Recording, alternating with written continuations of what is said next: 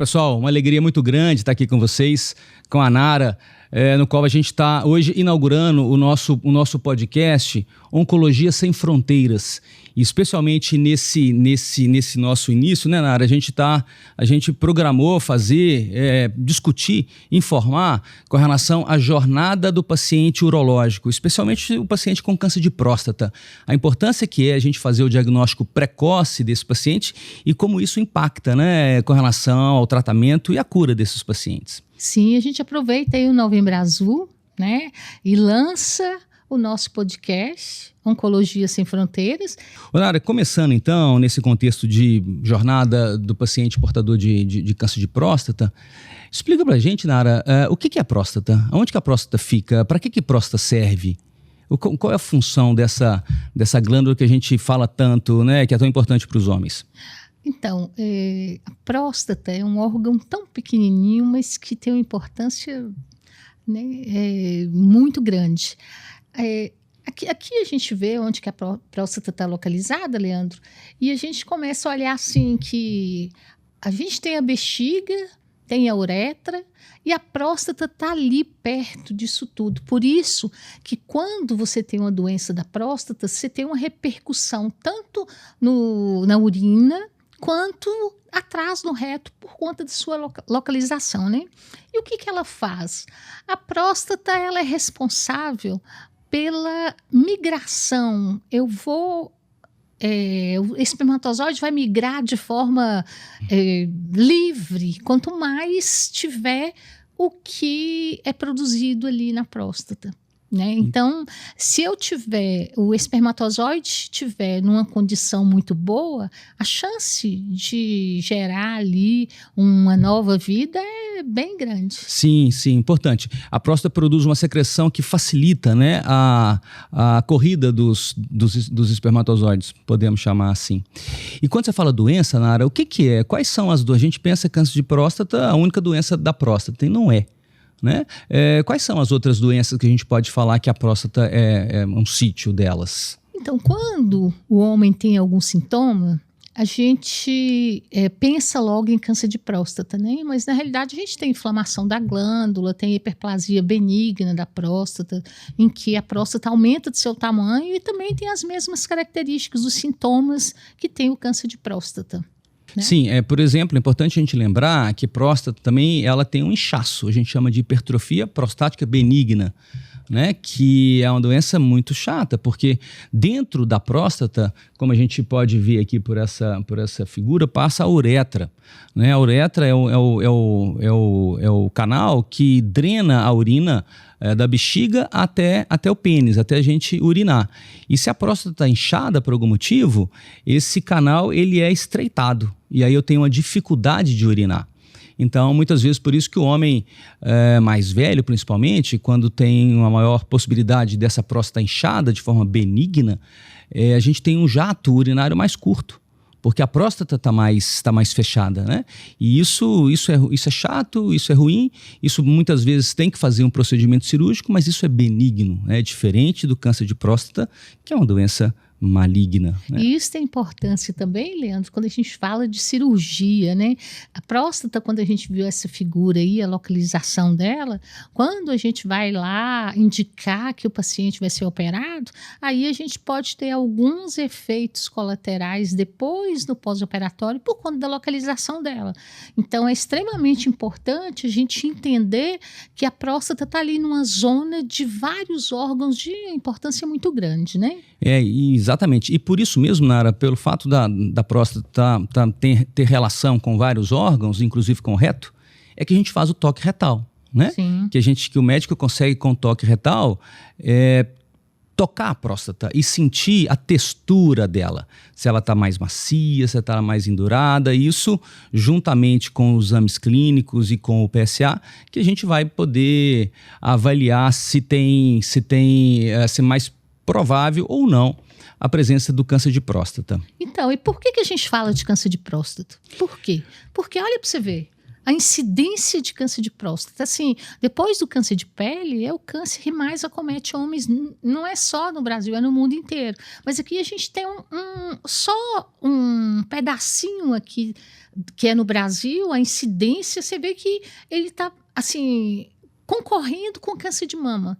Exatamente, mulher, né? Exatamente. Homem, o principal é o próstata, e mulher, o principal câncer é a mama. Por isso essas duas, né, tem 2 meses específicos, basicamente, que a gente discute desmistificando, né, essas duas doenças, para que a população, de uma forma geral, busque orientação, busque ajuda. O homem é mais difícil, né, Nara? Uma mulher, ela já vai ao médico desde muito jovem, desde quando começa a menstruar. E o homem não. O homem não tem o hábito de ir ao médico de forma frequente. Por isso que a gente tem que... Você falou de toque retal aí, que já é um estigma, né? Exato. Assim, a mulher hoje, ela já procura, apesar de reclamar em relação à mamografia e tudo, mas ela já procura. Agora, o homem, em relação ao toque retal, é bem complicado. Mas a gente tem que entender que é um mal necessário. Né? O toque retal hoje, se por acaso você faz só, a gente falou de próstata, então a gente fala de PSA. Então, muitos homens, eles entendem que vai lá e faz o PSA e está tudo ok. Quando a gente faz só o PSA, a gente deixa de fazer o diagnóstico em quase 10% de câncer de próstata, né? Então, quer dizer, você pode sim... tá deixando de fazer o diagnóstico quando você olha lá que o PSA está normal. Nara, responde aqui pra gente também, porque o pessoal sempre fala muito PSA, mas o que é o PSA? O que significa PSA? É uma sigla em inglês, né, que significa antígeno prostático benigno. Específico. Antígeno prostático específico. Porque ele é específico. Tem um exame de sangue. Ele é específico, né? Só da próstata. Então, o PSA é um único fator que a gente consegue ter certeza que vem daquele órgão. Porque a gente tem outros marcadores, mas os outros marcadores eles podem ser de vários órgãos, não de um órgão específico. E o PSA não, ele é específico ali, tanto que quando a gente vai, até a biópsia, quando você tem dúvida, quando você faz o PSA na biópsia e ele é positivo, é porque está vindo da próstata. Né? Sim, é um teste muito específico para a próstata, né? E Nara, falando sobre câncer de próstata, a gente tem muitas dúvidas, assim, quando começar, né? A partir de quando que o homem precisa fazer o teste, fazer os exames, tanto o exame de sangue para poder avaliar a PSA, quanto o exame urológico também, com o toque retal e com os exames de imagem, se for necessário. Qual idade? Isso depende. Que começa, né? Nara? Isso depende. A gente sabe que o que nós temos hoje, que é uma incidência de câncer de próstata numa idade acima de 50 anos. Mas a gente tem visto, e é uma área que é a área da genética, entender se tem fator familiar que esteja ali também responsável pelo aparecimento da doença, que aí a gente faz o diagnóstico em homens abaixo de 60 anos, que é um diagnóstico numa idade mais precoce.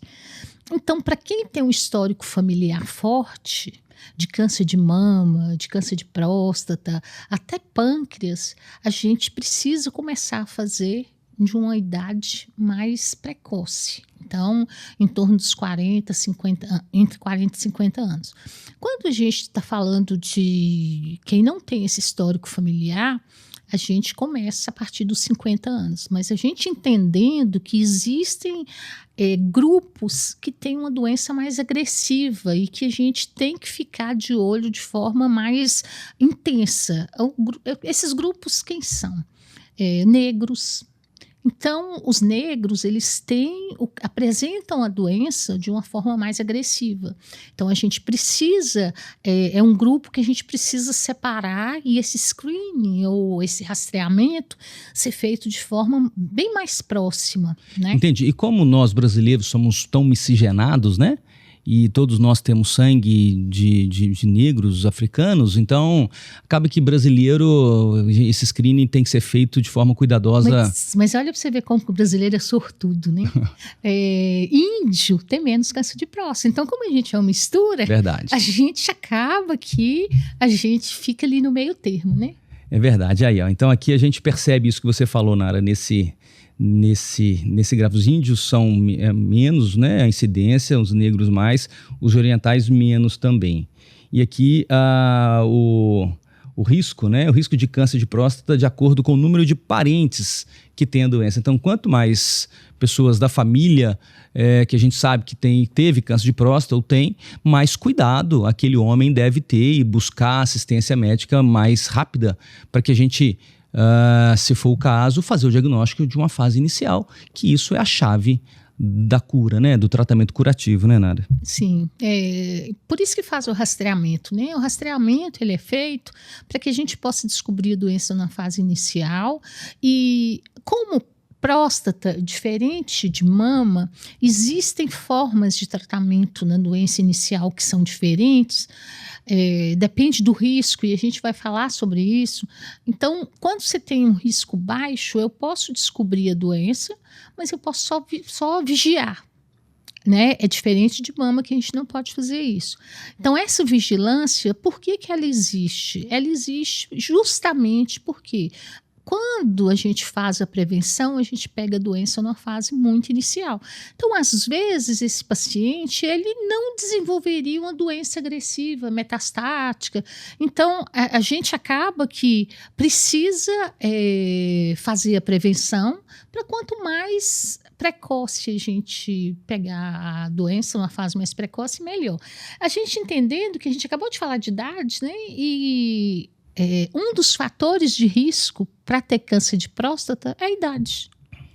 Então, o paciente com mais de 80 anos tem 90% de chance de ter câncer de próstata. Então, é uma doença da idade. Existem trabalhos que eles fizeram retrospectivamente que todo paciente 100 anos tinha lá o câncer de próstata, mas que não tinha desenvolvido. Exatamente. E necessariamente esse câncer é uma doença indolente. Sim. Não vai ter consequências nenhuma para esse paciente idoso, né? Sim. É diferente de um câncer de próstata, muitas vezes, quando acomete uma pessoa mais jovem, que tem uma expectativa de vida longa e que essa doença pode progredir, né? Diferente do paciente idoso, que muitas vezes não faz muito sentido você caminhar e você continuar com um tratamento agressivo, né? Então, e por isso que o rastreamento, ele é indicado até os 75 anos.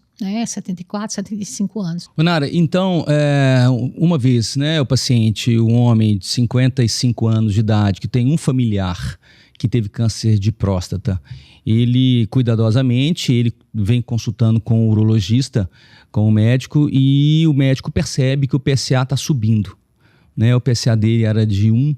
Bom, a gente falando, né, Leandro, de diagnóstico, né, PSA mais toque retal, mas como é que é feito esse exame que os homens, eles têm tanta aversão ao exame? Como é que é feito esse exame? Pois é, a próstata é um órgão que está bem próximo ao reto, como a gente pode ver aqui por essa figura. E dessa forma, o médico, quando faz o toque retal, né, como a gente observa ali, ele consegue, com a ponta do dedo, palpar a próstata. E aí, nessa palpação, ele sente a textura da próstata. Uma próstata macia, uma próstata que não tem nódulos, nodulações, é uma próstata normal. Ela pode até ser grande, mas ela sendo macia, ela é uma próstata que a possibilidade de ter câncer é baixa. Claro que isso tudo tem que ser relacionado com outros fatores, inclusive o PSA.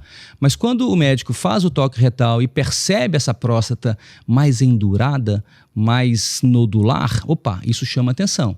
Principalmente se tiver com o PSA elevado. Então, por isso, como a gente enxerga aqui, o toque retal é tão importante, porque a próstata é muito facilmente perceptível na ponta do dedo do médico. E isso faz a diferença importante no diagnóstico precoce do câncer de próstata. E se ela tiver aumentado, então, aí que ele consegue fazer esse diagnóstico de forma mais precisa ainda. Sim, se ela tiver aumentada e principalmente endurada, né? E aqui a gente estava falando de ressonância, né? E a ressonância, na realidade,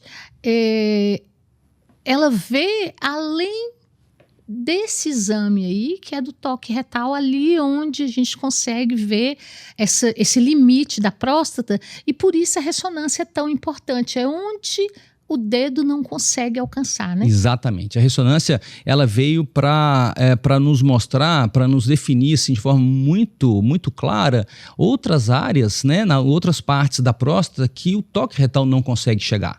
Então, hoje em dia, né, no grandes serviços de oncologia e de urologia, a ressonância está muito bem indicado para o correto estadiamento do possível câncer de próstata, que avalia não só a próstata, mas também estruturas vizinhas à próstata, linfonodos, vesículos seminais. Então, esse exame, como a gente percebe ali, ele é importante porque dá uma visão bem ampla da próstata. E aí, a gente fez a ressonância, a gente vai lá, indica que o paciente precisa fazer a biópsia. E a gente conversou sobre tipos de biópsia, né? A gente tem a biópsia transperineal e a biópsia transretal. Exato. Esses dois tipos de métodos para diagnóstico, eles são muito semelhantes em relação à sensibilidade, né? E a gente acaba escolhendo, dependendo ali da localização, né, onde está a doença, e é mais específico para fazer tanto de um ou quanto de outro, dependendo da localização da doença. E depois que fez a biópsia, o que a gente tem lá naquele laudo, que a gente fica tanto olhando o laudo para saber se tem uma doença inicial, se não é, e o paciente fica nervoso porque ele já acha que o mundo acabou porque tem o diagnóstico de câncer, né? Como é que a gente faz isso em relação à biópsia? Nesse primeiro momento, né, a gente já fez o exame de estadiamento local, eu já tenho a ressonância, eu já vi que a próstata, a doença está basicamente restrita à próstata, mas a biópsia ela é muito importante porque ela vai definir melhor se é realmente um câncer de próstata, um carcinoma prostático, e sendo assim, qual o tipo específico, qual a agressividade daquelas células da próstata, né? E isso, a biópsia, o patologista na área que avalia, ele classifica dessa forma ali, ó, como o Gleason, classificação de Gleason. E a gente percebe do Gleason 6 ao Gleason 10, quanto maior esse número, maior é a agressividade dessas células tumorais, né? E o Gleason está diretamente relacionado também com esse grupo aqui, o Grade Group, né? Que aqui do lado, da mesma forma, o 1 é uma doença, é um câncer de próstata mais indolente, de crescimento mais lento. Em contrapartida, quando a gente vê a biópsia com um Grade Group 5, é uma doença mais agressiva, uma doença que tem uma replicação, uma divisão celular maior, que se equipara ali ao Gleason 9 e 10. E isso tudo a gente tem que associar com onde a doença está, com a ressonância da próstata, se a doença está restrita à próstata ou se já saiu da próstata, né, Nara? E aí, depois que a gente tem esses scores aí, que a gente vai definir o que a gente vai fazer, qual que é a melhor forma de tratamento, né? A gente sabe que quando a gente tem esse Gleason baixo, que é esse 6, 3 mais 3, essa doença é considerada uma doença de baixo risco. E a doença de baixo risco, a gente tem várias formas de tratamento, né? A gente encaminha o paciente para fazer tratamento com a radioterapia, pode encaminhar para operar, mas também pode não fazer nenhuma coisa nem outra. Como é que você vê isso? O câncer de próstata, de uma forma geral, e não só próstata, né, mas todas as doenças mesmo, a gente tem que fazer os exames de estadiamento, que a gente chama. A pergunta é, será que essa doença está restrita à próstata? Ou em estruturas vizinhas à próstata? Ou será que ela já se espalhou? Se ela já foi para outros órgãos, né? Então, quando a gente tem um diagnóstico precoce, ou seja, uma doença localizada na próstata, aí sim, aí eu vou pensar localmente, né? As duas armas terapêuticas que eu tenho para poder tratar a próstata é a cirurgia. Quando eu falo cirurgia, a gente chama, o nome técnico é prostatectomia total. Eu vou fazer a retirada cirúrgica da próstata e de estruturas adjacentes. Ou a gente também, em algumas situações, que a cirurgia, né, pode, né, por questões clínicas do paciente ou por questões técnicas da doença, eu posso também, com segurança, usar o tratamento local de radioterapia. Essas são as duas armas terapêuticas que eu tenho para tratar uma doença que está restrita à próstata. Mas nem sempre é assim, né, Nara? Então, a gente volta lá no PSA, que ele também tem uma importância em relação ao estadiamento, apesar da gente achar que o PSA ele serve só ali para fazer o diagnóstico, mas ele é um exame que serve para fazer o estadiamento e ele é um exame que serve para segmento também, né? Então a gente pega o score lá que a gente mostrou de Gleason, pega o PSA e a gente também tem essa classificação chamada TNM, que é o tumor, o linfonodo e se tem metástase ou não, para depois a gente ver qual que é o tratamento, que decisão que a gente vai ter em relação ao tratamento, né? E cada um tem uma peculiaridade. Em próstata, a gente utiliza o PSA e também a gente avalia em risco, como a gente estava falando, né? Um Gleason baixo, mas também com PSA baixo, ele é baixo risco. Mas um baixo risco quando a doença é localizada. Quando a doença já saiu da próstata, foi para linfonodo, foi para outros órgãos, aí a doença, ela já o tratamento ele já muda, né? Não é o tratamento que a gente estava falando de radioterapia e de cirurgia. Esses dois tratamentos eles são utilizados quando a doença está ali localizada, isso, né? E aí depois o paciente sempre ele pergunta para que esse tanto de exame? Porque a gente tem que fazer quais são os exames que a gente faz fora a ressonância para que a gente possa delimitar onde é que está essa doença. Sempre quando a gente vai tratar alguma doença, eu preciso conhecer a história natural dessa doença, como é que ela se comporta quando ela progride, né? Especialmente o câncer de próstata, quando as células são mais agressivas, por exemplo, ou quando se passa mais tempo e a doença tende a sair da próstata, ela tem uma grande possibilidade de ir para estruturas vizinhas ali, que são linfonodos, como se fossem umas ínguas que ficam ali na região periprostática, adjacentes à próstata, e as células do tumor de próstata também têm uma predileção muito grande para o osso, né? Então esses são os grandes pontos de possibilidade de doença em progressão. Portanto, os exames que eu tenho que usar são exames que me mostram essas estruturas principalmente. A tomografia, né, que pode me mostrar ali linfonodos periprostáticos, e a cintilografia óssea, que é especificamente para os ossos. Tem um exame novo, Nara, que a gente está aprendendo cada vez mais a utilizar, que é o PET, é o PET scan, que tem um específico para a próstata, que é o PET-PSMA, que ele consegue avaliar o corpo inteiro, se tem perspectiva, se tem possibilidade maior daquela doença de próstata, do câncer de próstata ter se espalhado. O PET-PSMA, por exemplo, ele tem uma sensibilidade melhor do que o PET convencional ou do que a própria cintilografia óssea para poder avaliar se a doença está metastática ou não.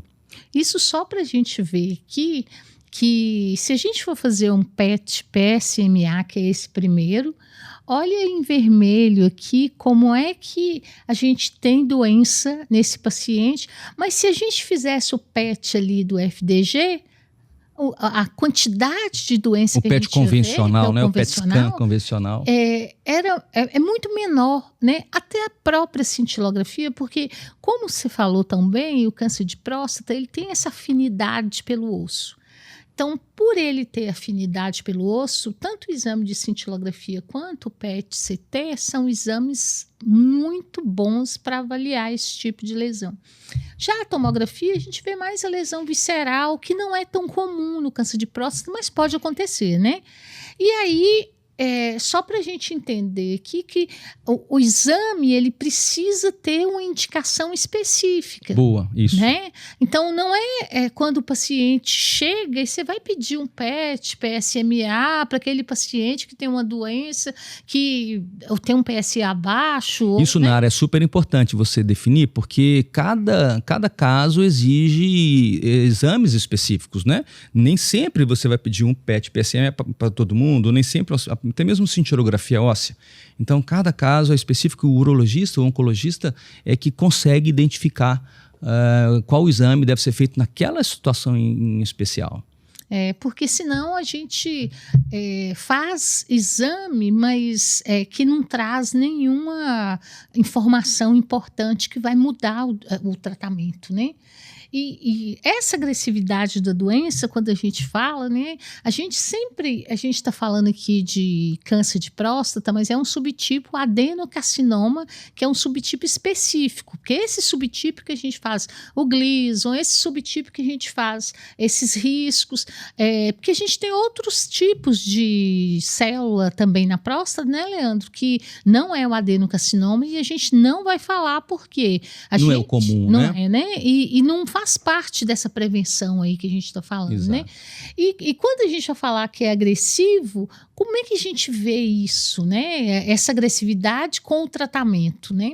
A gente vê aqui que quando eu tenho uma doença de baixo risco, que é uma doença localizada, essa doença ainda não tem lesão fora da próstata, e além de ser localizado, ele tem um perfil do PSA mais baixo, tem um Gleason mais baixo, e a gente costuma classificar como baixo risco, principalmente quando você tem um PSA menor que 10 e quando você tem um Gleason menor que 6, menor ou igual a 6, né? E aí, tendo esse baixo risco, a gente tem aqui uma agressividade até então que ela não é a mesma de quando a gente vê uma doença de alto risco. Por isso que o tratamento ele é diferenciado dependendo do PSA, dependendo do Gleason, e se for doença localizada. Porque depois, quando é doença metastática, o tratamento ele acaba sendo um tratamento individualizado, mas um tratamento individualizado que não cabe aí nem radioterapia para próstata, nem cirurgia, né? Justamente, porque uma vez que eu estou diante de uma doença sistêmica, né, eu tenho que ter muito cuidado de indicar algum tratamento local, porque a doença não está só mais restrita à próstata, ela já foi para outros órgãos, para os ossos, por exemplo, algumas doenças mais agressivas, até mesmo para pulmão, para fígado, né, as doenças mais órgãos, a gente fala de vísceras.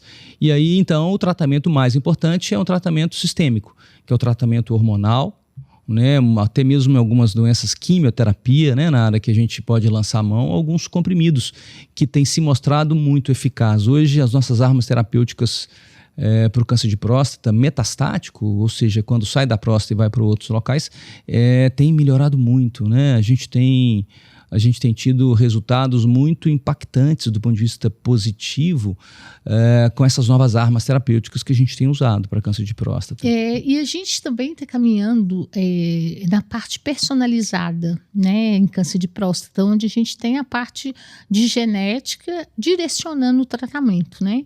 A gente tem várias novidades. Se a gente falar de novidade, a gente fala de robótica, né? A cirurgia por robótica foi uma evolução bem grande, né, para operar os pacientes que operavam via aberta e aí depois endoscópio e aí depois robótica, né? A gente entendendo que a oncologia ela evoluiu na técnica de cirurgia e ela evoluiu nos medicamentos também, né? E isso é muito bom, né? Exames também, né? Então, Sim. foi um conjunto de evolução que fez que trouxe esses resultados satisfatórios. A gente hoje consegue diagnosticar mais precisamente, consegue fazer um tratamento local mais adequado com a cirurgia robótica, por exemplo, com um urologista experiente nesse contexto de cirurgia robótica. A radioterapia também teve um avanço técnico enorme, né? Com os novos equipamentos de radioterapia, e o tratamento sistêmico, né, também melhorou muito com as novas armas terapêuticas, inclusive com a abordagem genética, né, na área. A gente tem algumas mutações que, sendo conhecidas essas mutações genéticas, eu consigo indicar remédio certo, específico para aquela mutação. Direcionado, né? Isso trouxe realmente um benefício muito grande para os nossos pacientes. Só para as pessoas entenderem assim, um pouquinho dessa evolução, a radioterapia, a gente vai falar pouco da radioterapia, mas a radioterapia eles faziam um planejamento no raio-x. Aí depois aumentou isso para tomografia. Hoje esse planejamento é feito de forma tão específica, inclusive com a inteligência artificial ajudando aí a radioterapia, ajudando nos exames, né, Leandro? A gente está caminhando para um tratamento cada vez mais personalizado, cada vez mais Isso é muito, né? muito importante, porque além de ser mais eficaz, é menos tóxico. Né? Eu consigo reduzir a toxicidade aumentando a eficácia desses tratamentos personalizados, direcionados, sistêmicos e também localizados com relação à cirurgia e até mesmo à radioterapia. Bom, e falando em inteligência artificial, esse é o próximo tema do nosso podcast. Vem um convidado bem especial e eu tenho certeza que vocês vão gostar.